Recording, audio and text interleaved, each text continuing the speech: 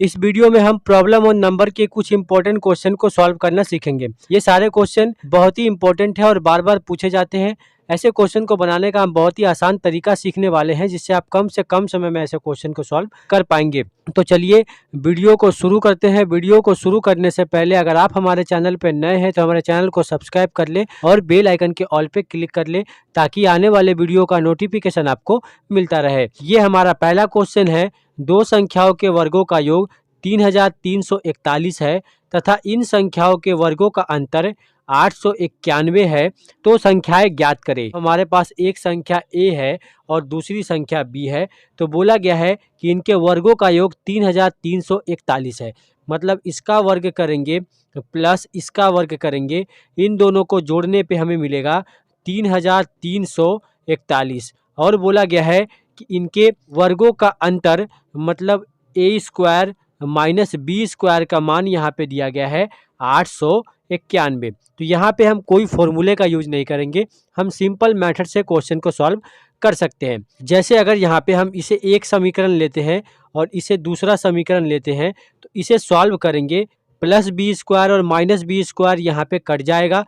यहाँ पे 2a square है तो यहाँ पे लिखेंगे 2a स्क्वायर इक्वल टू, इन दोनों को भी प्लस कर देंगे क्योंकि यहाँ पे हम प्लस कर रहे हैं। तो यहाँ पे क्या होगा, 1 1 2, 9 प्लस 4 इक्वल टू 13 का 3 हाथ में कैरी 1, 8 और 3 11, 1 12 का 2 हाथ में कैरी 1, 3 1 4, यहाँ पे 4232 मिल जाएगा। तो ए स्क्वायर का मान क्या होगा, 2 से इसे हम कटा देंगे, 2 दूनी 4, 2 एकम 2, 2 एकम 2 और 2 छक्का 12, यहाँ पे 2116 मिलेगा। तो ए का मान क्या होगा, ये स्क्वायर जो है इस बार आके रूट में बदल जाएगा 2116। तो यहाँ पे 2116 का अगर हम रूट निकालेंगे तो ए का मान हमें मिलेगा 46। ए का मान अगर 46 है तो हम संख्या यहाँ पे कैसे निकालेंगे। अगर यहाँ पे हम पहला समीकरण लेते हैं ए स्क्वायर प्लस बी स्क्वायर, जिसका मान दिया गया है 3341। यहाँ पे हमने ए का मान 46 निकाला है, तो 46 का स्क्वायर करेंगे यहाँ पे प्लस बी का स्क्वायर इक्वल टू 3341। 46 का स्क्वायर कितना होता है, 2116। 2116 का रूट अगर 46 होता है तो इसका स्क्वायर 2116 होगा। तो बी स्क्वायर का मान क्या होगा, ये प्लस में है जो यहाँ पे आके 3341 से माइनस हो जाएगा 2116। तो यहाँ पे बी स्क्वायर का मान क्या मिलेगा हमें, इससे अगर हम इसको माइनस करेंगे तो हमें मिलेगा 1225। तो बी का मान क्या मिलेगा, इसके ऊपर रूट आ जाएगा 1225 के ऊपर। 1225 का रूट कितना होता है, 35 होता है। तो यहाँ पे बी का मान हमें 35 मिल जाएगा और ए का मान हमने 46 यहाँ पे निकाल लिया है। तो एक संख्या हमें मिलेगा 46 और दूसरी संख्या हमें मिलेगी 35। तो इस तरह हम ऐसे क्वेश्चन को नॉर्मल मेथड से सॉल्व कर सकते हैं। ये एक बेसिक तरीका है ऐसे क्वेश्चन को सॉल्व करने का। ऑप्शन बी में ये आंसर दिया गया है, तो ऑप्शन बी हमारा सही आंसर हो जाएगा। तो अब हम बनाते हैं एक अगला प्रश्न।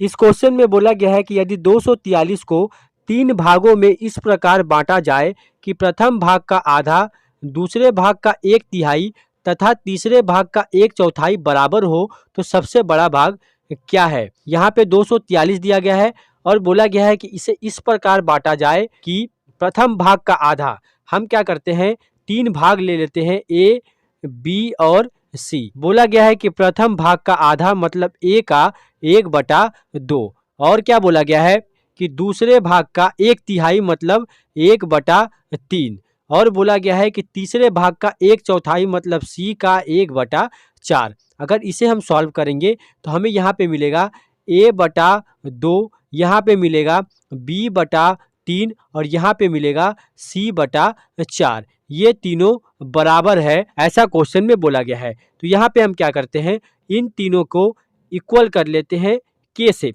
तो हमें क्वेश्चन को सॉल्व करने में आसानी होगी। यहाँ पे a/2 इक्वल टू k है, तो a का मान क्या होगा, 2 का गुना k में हो जाएगा, तो a का मान हो जाएगा 2k। अगर हम b का मान देखें तो b/3 इक्वल टू k है, तो b का मान कितना हो जाएगा, 3k हो जाएगा। उसी तरह अगर c/4 इक्वल टू k है तो c का मान कितना हो जाएगा, 4k। यहाँ पे 2k, 3k और 4k भाग हमें मिल गया है। तो भाग का टोटल वैल्यू कितना है, 243 है, क्वेश्चन में दिया गया है। तो यहाँ पे हम क्या करेंगे, 2k plus 3k plus 4k equal to 243 कर लेंगे। तो यहाँ पे 4 3 7 7 2 9, यहाँ पे 9k इक्वल टू 243। तो k का मान क्या हो जाएगा, 9 से 243 को कटा देंगे तो 9 दूनी 18, यहाँ पे बचेगा 63, 9 सते होता है 63। तो यहाँ पे k का मान हमें 27 मिल गया है। बोला गया है कि सबसे बड़ा भाग क्या है, सबसे बड़ा भाग यहाँ पे कौन सा है, 4k है। तो यहाँ पे लिखेंगे 4k, यहाँ पे 4 लिखेंगे गुना k का मान है 27। तो 27 में 4 का जब हम गुना करेंगे तो हमें यहाँ पे मिल जाएगा 108। ये हो जाएगा हमारा फाइनल आंसर, मतलब सबसे बड़ा भाग क्या है, 108 है। ऑप्शन सी में दिया गया है 108, तो ऑप्शन सी हमारा सही आंसर हो जाएगा। इस तरह के क्वेश्चन प्रॉब्लम और नंबर से पूछे जाते हैं। अब हम बनाते हैं एक अगला प्रश्न। इस क्वेश्चन में बोला गया है कि 31 को दो भागों में इस प्रकार विभक्त किया जाए कि पहले भाग का 5 गुना तथा दूसरे भाग का 7 गुना का योग 181 हो, तो दूसरा भाग क्या है। यहाँ पे अगर हम मान लेते हैं कि पहला वाला जो भाग है वो x है, तो यहाँ पे दूसरा वाला भाग क्या होगा, टोटल भाग यहाँ पे दिया गया है कितना, 31 दिया गया है। पहला वाला भाग अगर x है, 31 में से x को माइनस कर देंगे तो हमें दूसरा वाला भाग मिल जाएगा। तो मतलब 31 माइनस x हो जाएगा दूसरा वाला भाग। बोला गया है कि पहले भाग का 5 गुना, तो पहले भाग का 5 गुना करेंगे तो 5x मिलेगा, तथा दूसरे भाग के 7 गुने का योग 181 है। तो दूसरा भाग का 7 गुना मतलब 31 माइनस x का 7 गुना, मतलब इसमें 7 का गुना करेंगे। इन दोनों को प्लस करने पे हमें मिलेगा 181।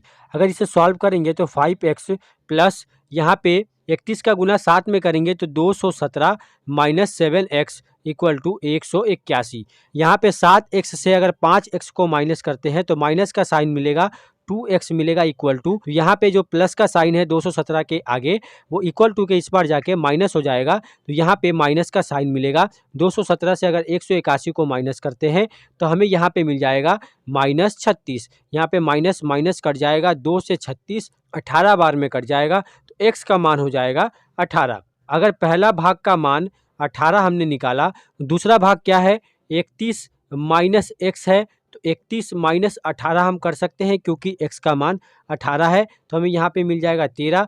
ये हो जाएगा हमारा फाइनल आंसर, जो कि ऑप्शन ए में दिया गया है, तो ऑप्शन ए हमारा सही आंसर हो जाएगा। इस तरह के क्वेश्चन को आप ऐसे बहुत आसानी से कम समय में सॉल्व कर सकते हैं। तो अब हम बनाते हैं एक अगला प्रश्न। इस क्वेश्चन में बोला गया है कि 2 अंकों से बनी संख्या में इकाई अंक 3 है तथा अंकों का योग संख्या का 1/7 है, तो संख्या क्या है। यहाँ पे बोला गया है कि इकाई अंक 3 है। अगर हम कोई संख्या लिखते हैं, जैसे हम यहाँ पे लिखते हैं 31, तो यहाँ पे इकाई अंक क्या होगा, 1 होगा। अगर यहाँ पे इकाई अंक 1 होता है तो इस संख्या को हम कैसे लिख सकते हैं, 10 गुना 3 प्लस 1 लिख सकते हैं। तब तो यहाँ पे 10 या 30 प्लस 1 इक्वल टू 31 होगा। उसी तरह यहाँ पे इकाई अंक का मान दिया गया है जो 3 है, तो यहाँ पे दहाई अंक को हम क्या मान लेंगे, हम x मान लेंगे। तो इसे हम कैसे लिखेंगे, इकाई अंक 3 है तो 3 लिखेंगे प्लस यहाँ पे 10 गुना x लिखेंगे, मतलब 10x प्लस 3। ये है हमारे पास संख्या। बोला गया है कि अंकों का योग संख्या का 1/7 है। अंक क्या क्या है, 3 है और x है। इकाई अंक 3 है और दहाई अंक x है। इन दोनों को मिला के इस तरह संख्या बना हुआ है, तो एक अंक हमारे पास 3 है और दूसरा x है। इन दोनों का योग बोला गया है कि संख्या का 1/7 है, मतलब इसका 1/7 है। 10x प्लस 3 इसका 1/7 हम यहाँ पे ऐसे लिख सकते हैं। तो इसे अगर हम सॉल्व करेंगे तो हमें यहाँ पे मिलेगा x प्लस 3 इक्वल टू यहाँ पे 10x प्लस 3 बटा में 7 मिलेगा। क्रॉस गुना करेंगे तो 7x plus 21 equal to 10x plus 3।